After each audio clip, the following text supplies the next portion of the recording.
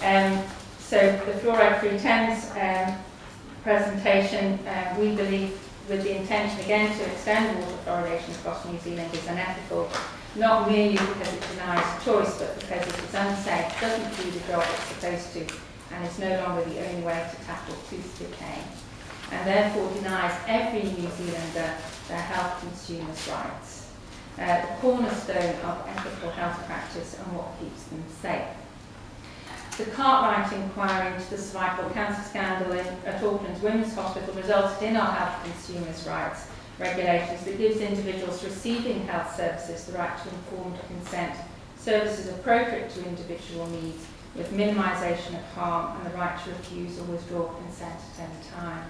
Public health is not so concerned with individuals but with populations, and public health programmes like vaccination do allow us to have these rights. Others, like cycle helmets and seat belts, do not, and we exchange that for the greater good. But water fluoridation is the only public health intervention that involves adding a substance to our drinking water in order to treat the human body, and preventative treatment at that. And because it's not done on an individual basis, it's impossible to respect these health consumers' rights. It has been argued that it doesn't deny human rights because it's completely safe, effective, and helps the poor and most vulnerable children.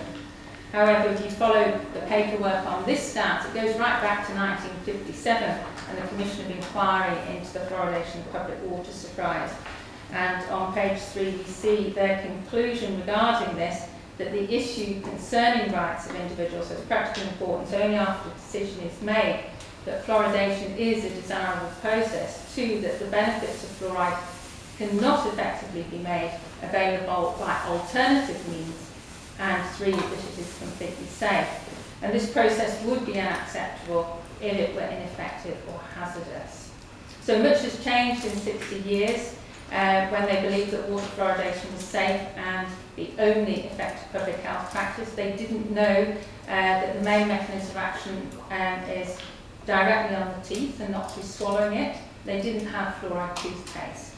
And they didn't know that the gold standard Cochrane review on topical fluorides would show that using fluoride toothpaste was so much more effective than drinking fluoridated water, that for those using fluoride toothpaste, there is no extra benefit to be gained from living in a fluoridated area. I'll just repeat that. For those using fluoride toothpaste, there is no extra benefit to be gained from living in a fluoridated area. And now there are alternative public health programs like Child Smile, improving oral health using topical fluorides. There's no need to swallow fluoride. 60 years ago also, they didn't know that tooth decay levels would continue to fall in both fluoridated and non-fluoridated areas alike, but we would still have some.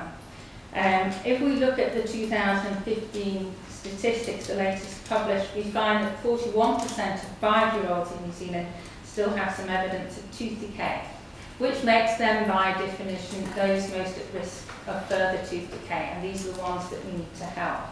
Looking at the average number of teeth affected by tooth decay using the DMFT, we see that they have 4.46 teeth affected by tooth decay.